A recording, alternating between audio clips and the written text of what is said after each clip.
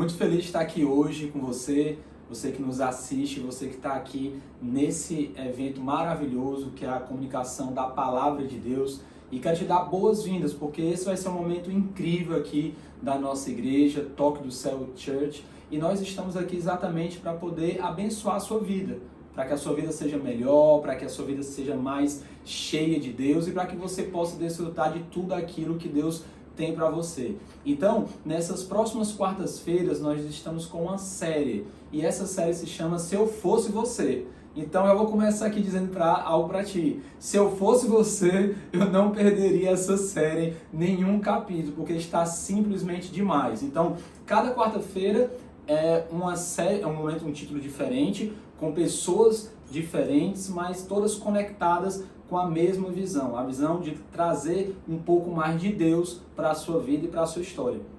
E hoje, particularmente, eu quero falar sobre algo que vai marcar a sua vida. Na realidade, eu quero falar sobre se eu fosse você, eu quebraria o vaso.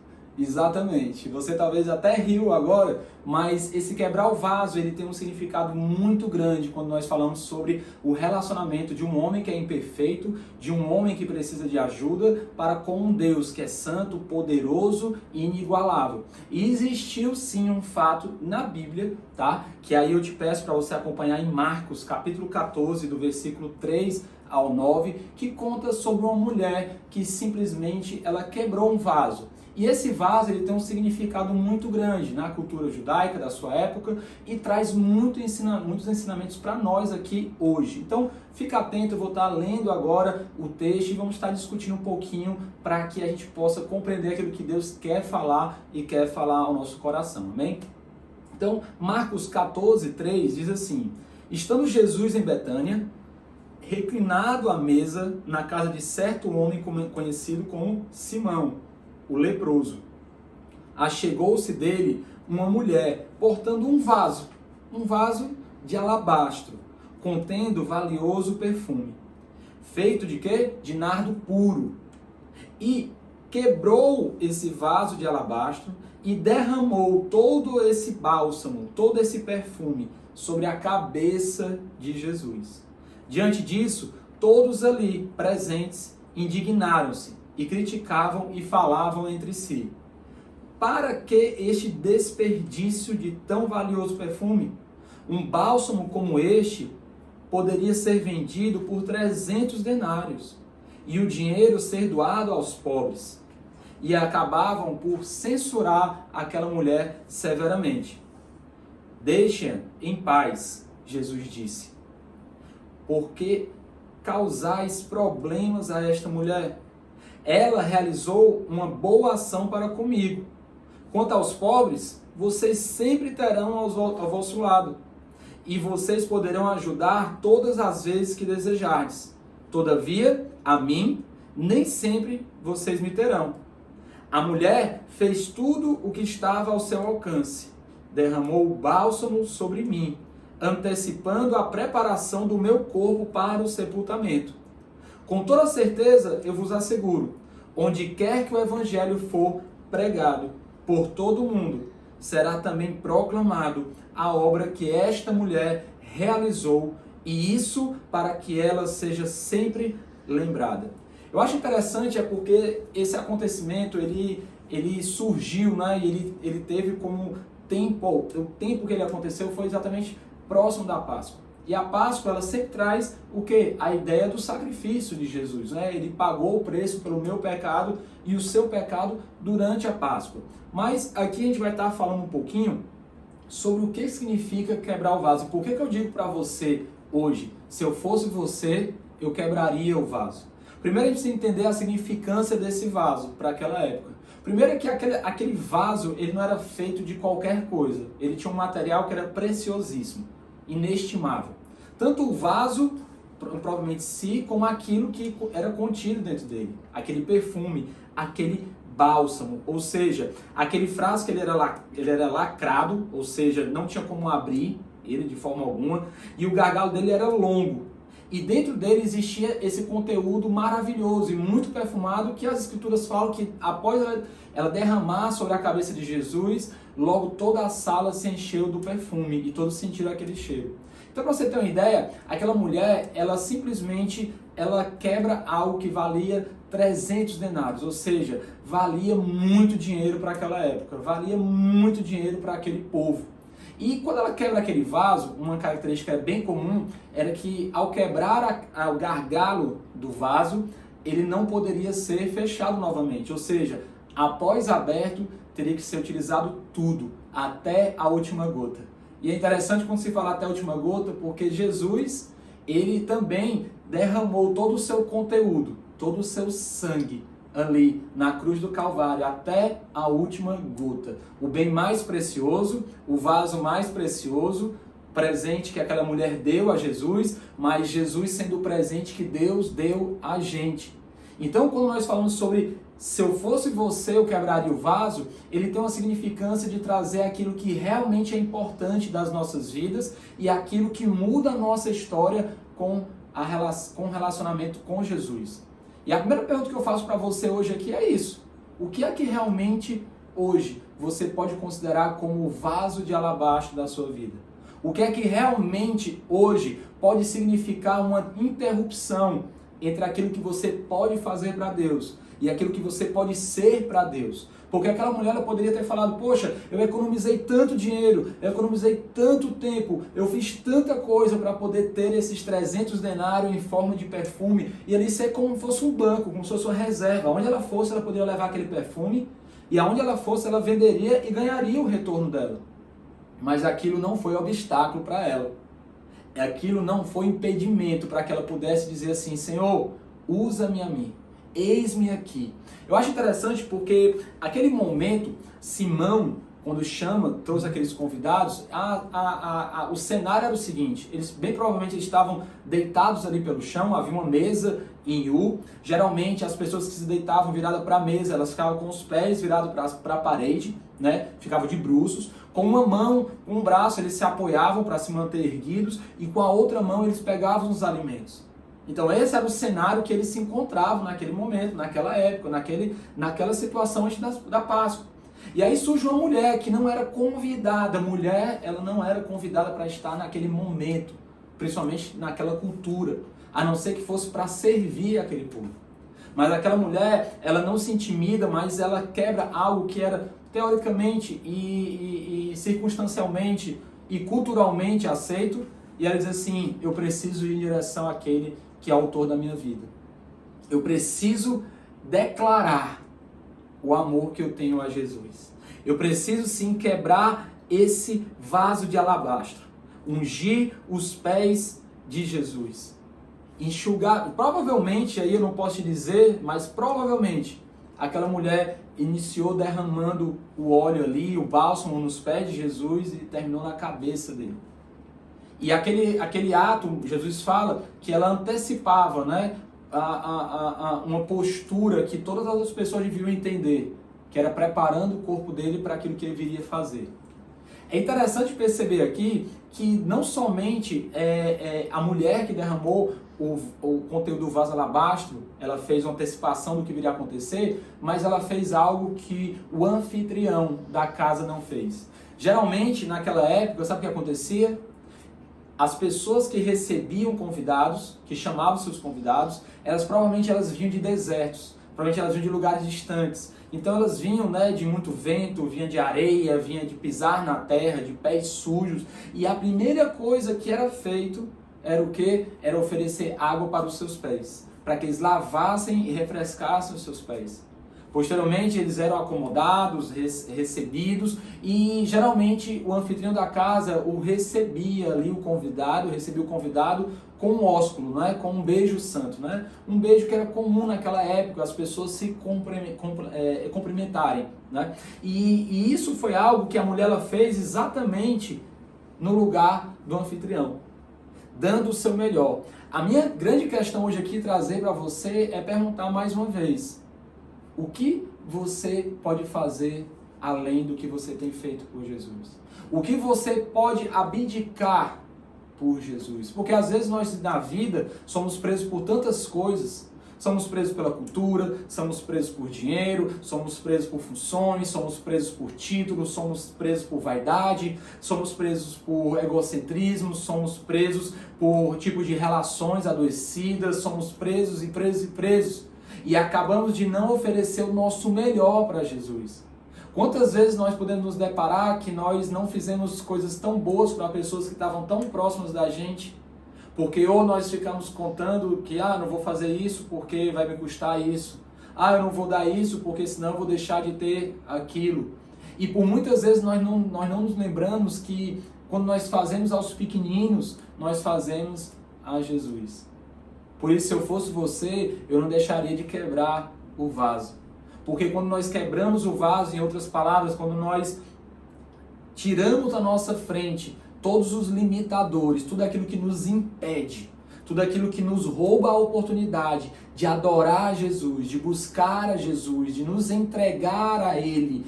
Porque, gente, é muito comum, todos nós queremos a paz de Deus, nós queremos que a paz ela enche o nosso coração, nós queremos que a paz ela mude a nossa estrutura, que a paz mude a nossa situação na nossa família, mas às vezes nós não queremos o autor da paz, nós não queremos aquele que traz a paz, aquele que é a paz.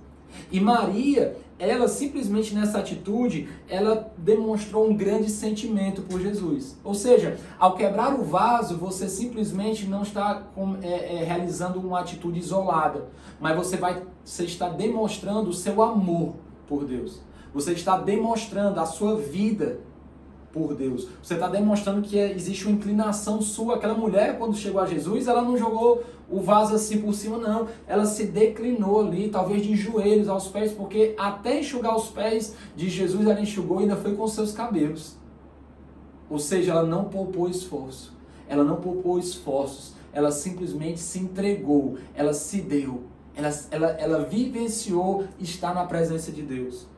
Outra atitude que essa mulher teve ao fazer esse ato foi que simplesmente ela adorou a Jesus.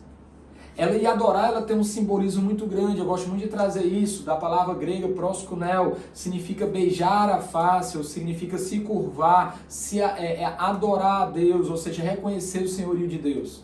Aquela mulher, ela reconheceu Jesus como o único e Senhor e Salvador da vida dela. Mas não somente isso, com aquele ato, porque ela quebrou o vaso e derramou o conteúdo ali, com as suas lágrimas lavou também ali e com seus cabelos enxugou os pés de Jesus, ela demonstrou o que tinha de mais valor na vida dela. O que hoje é mais valoroso? Eu gosto muito de falar que aquilo que é mais valoroso na nossa vida não é o que a gente fala que é, mas é aquilo com que nós gastamos mais tempo. É aquilo com quem nós investimos mais dinheiro. É aquilo que nós dedicamos mais energia. É onde nós rodamos por mais forte na nossa vida. Onde nós dedicamos o nosso tempo. Isso é o que é realmente precioso. E vale a gente parar para pensar. E aqui em nenhum momento com a intenção de condenar ou julgar, porque eu sou a primeira pessoa que recebe essa palavra. Essa palavra é para mim. Essa palavra é para que eu mude, para que eu seja transformado. Mas eu quero compartilhar com você, porque se servir para que você seja melhor, meu irmão, minha irmã, simplesmente recebe essa palavra. Algo que também que essa mulher fez foi que ela ousou a quebrar com os costumes do povo. Às vezes nós somos tão presos aos costumes dessa terra e nós esquecemos que por muitas vezes nós vamos precisar quebrar antigos hábitos e tradições para poder ir em direção ao verdadeiro Senhor e Salvador das nossas vidas. Às vezes aquilo que nós colocamos como certo e como verdadeiro, como nossa religião, às vezes não é aquilo que Deus está chamando, aquilo que Deus ele quer, aquilo que Jesus representa. E aquela mulher, ela simplesmente quebrou com isso. Ela não poderia entrar na sala, mas ela entrou. Por quê? Porque Jesus era mais importante do que um costume, mais do que uma tradição, mais do que uma religião. Ou seja, aquela mulher, ela simplesmente trouxe um ato de gratidão e reconhecimento pela grandeza de Cristo. Ou seja, Jesus Cristo, ela entendeu que Ele era tudo aquilo que ela precisava naquele momento e para a vida dela. Aí a pergunta, eu gosto muito de perguntar, que a melhor resposta é uma pergunta, gente. A melhor resposta é uma pergunta.